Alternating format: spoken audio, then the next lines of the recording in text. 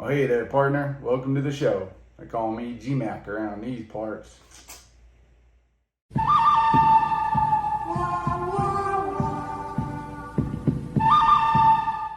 Yo, yo, yo, what's going on, everybody? I am going to try to do a video like a lot of you guys do, which is showing off the cards and not showing you my beautiful face. I normally like to show my facial expressions and move my hands around, which I'm doing right now, but I wanna try something different. So we'll see how this goes. I'm going to be showing you my Frank Thomas collection. Frank Thomas is the reason why I'm so into baseball. In 1990, I moved to Tennessee from Michigan, and I was just 5 years old. And I loved baseball, but I didn't love it like I do now, and I wasn't into it like I was after I discovered Frank Thomas.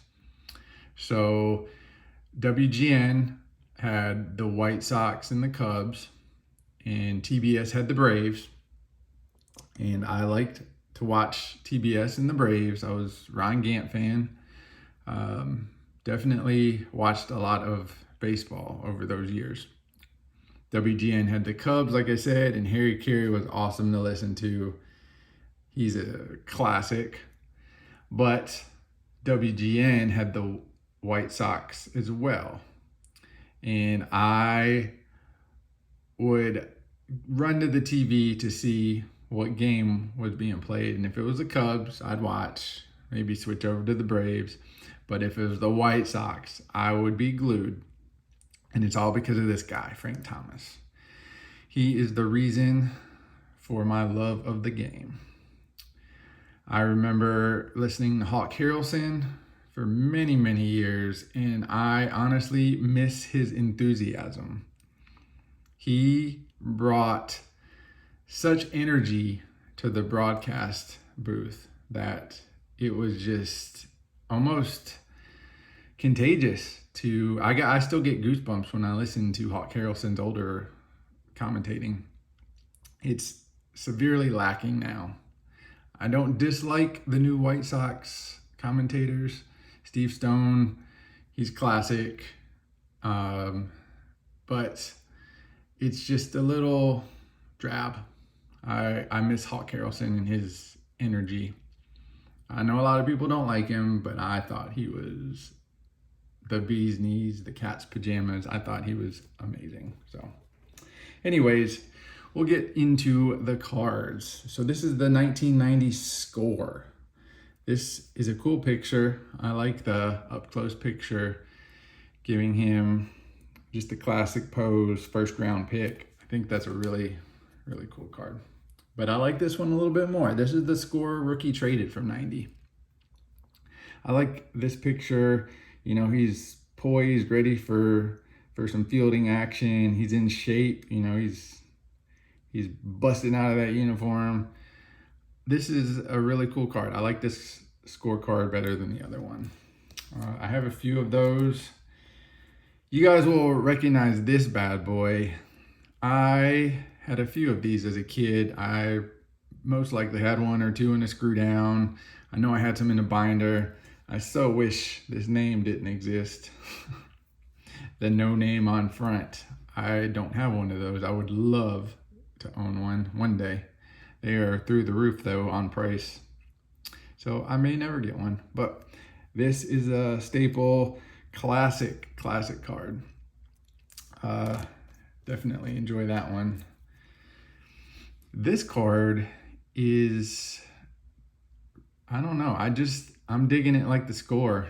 I love the hot rookie, the insert, you know, in the 91, this would have been, this would have been an insert, you know, 4 out of 10. So I think I valued this a little more insert wise because it was a chase card, quote unquote. But I love the way it looks. I wouldn't mind having one in PSA 10. I think that would be cool. Just give it a little added flair. But you can see it's got, it's probably pretty hard with those hot corners. Very colorful. I don't think there's a huge population 10 on those. I know there isn't for this one. The PSA 10 goes for thousands. Nate from Grand Slam has one of these. And that is a hot card. These are hard to grade. PSA 9s even go for several hundred from what I remember. But this was a big card for a lot of people too. The Rookie Sensations. It was something that was very heavily chased. This is from 92 Leaf. 92 Flair. But this was a big card for a lot of people. And I definitely see why. Very cool. He was the hot thing, the Rookie Sensation. I can understand. I can get behind it. Wish I had a PSA 10 or 9 even. I love this bad boy. The Topps Gold. Oof. 92 Topps Gold. I love this card. I love him just chilling. 92 Topps was a very special set for me. It's one of the sets that I do remember buying packs of. And I think that's why, because I have that nostalgic factor of it. And these cards, the gold, were fun to pull. You know, that parallel, that was really cool. This picture is just awesome. I love the picture. The Griffey picture is cool too. A lot of this photography for 92 Topps I'm a fan of. And they actually did a clearly authentic autograph of this. It's see-through. They don't go for too much. I think one just sold for 50, 60 bucks. I would love to have one. I have not pulled the trigger on it, but I am a big fan of this card in this picture. And the gold is really cool. That was a added touch for 92 Topps. You guys definitely know this one, the 93 Finest. Started it all on the refractors. Man, what a cool card. I think the 93 Finest was always one of those stare at the Beckett because of the prices were so insane. I remember being at the card shows just thinking one day I'm going to own a 93 Finest refractor. How cool would that be when I'm a grown up? I'll be able to afford that kind of card. But just even the base cards sold really well. I don't recall if I ever bought a pack or not, but I do know that those packs sold pretty high up there after several years, and I could not afford one, or I didn't want to anyways. So this is the 93 SP. I actually pulled a Jeter. I remember my mom taking me to the card shop. And I bought several SP packs, and I did pull the foil Jeter. I lost it walking to the card shop. As a kid, I had that, 100 count white box, and it was probably on the top, and it slipped out of the slot, and I lost it somewhere in the woods. That was devastating for me. But this is a really cool insert.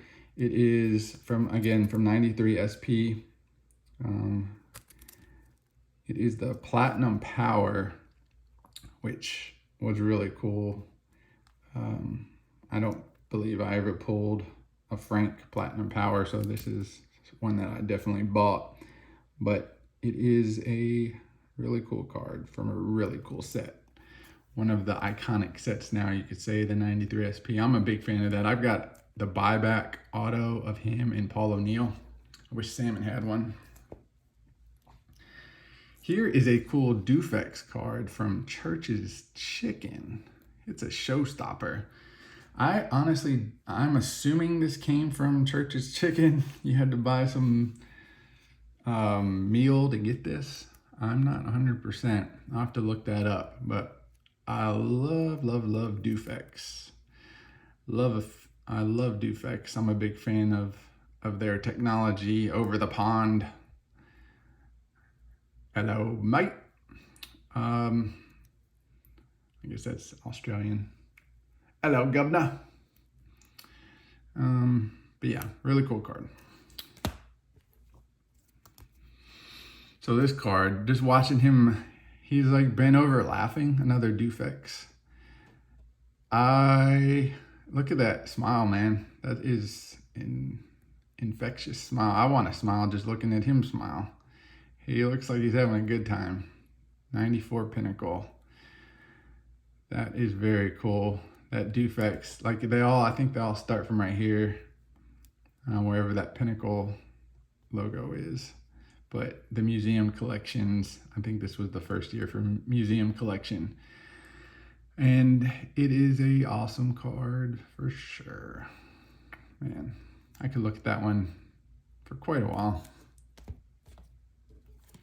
Next up, look at that shine. 94 Select Crown Contender. That is some serious shine right there. That is really cool. I have the Griffey of this as well. I took a picture of them side by side. That's also a card I could just look at for a long time. Very cool. So this is the 95 Donruss Bomb Squad. That was actually like my fantasy baseball team or football team name, the Bomb Squad. I don't know where that originated from for me. Probably this card. The Triple Play also had a Bomb Squad.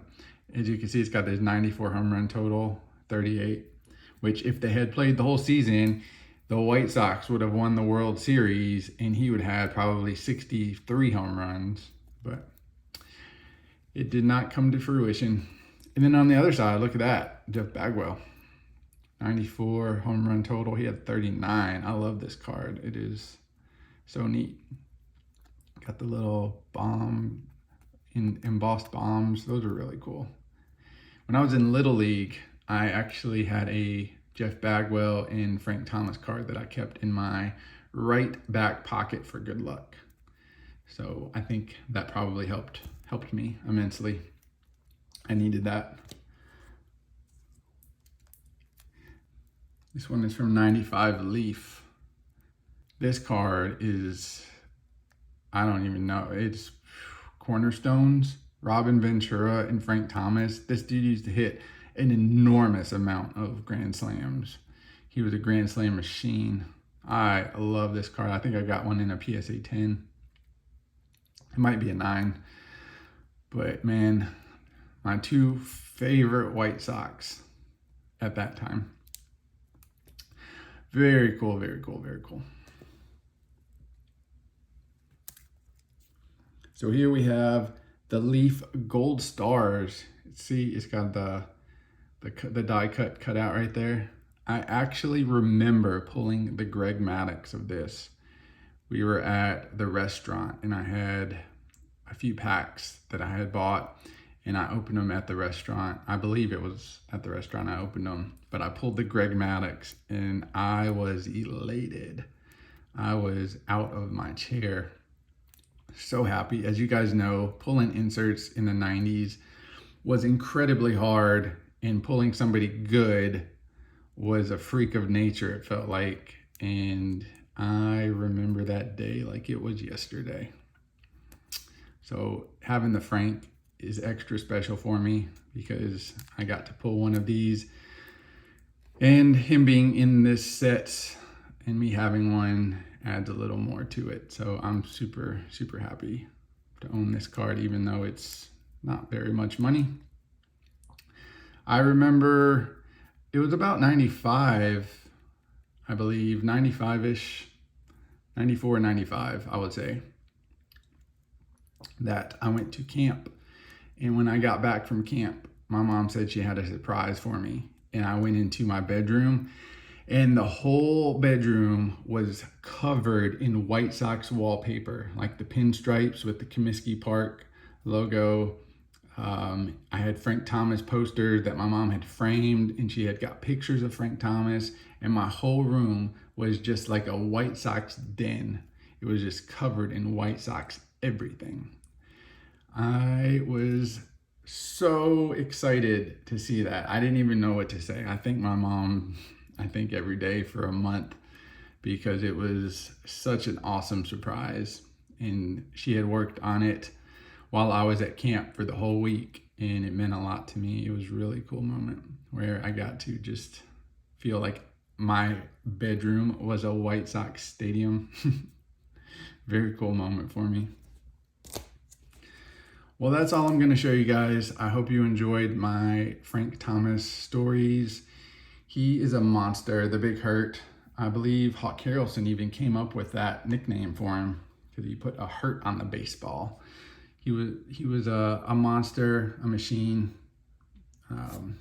You guys know he's Frank Thomas. So I hope to talk to you soon, and I hope you enjoyed the video. Don't forget to do our 500 subscriber contest.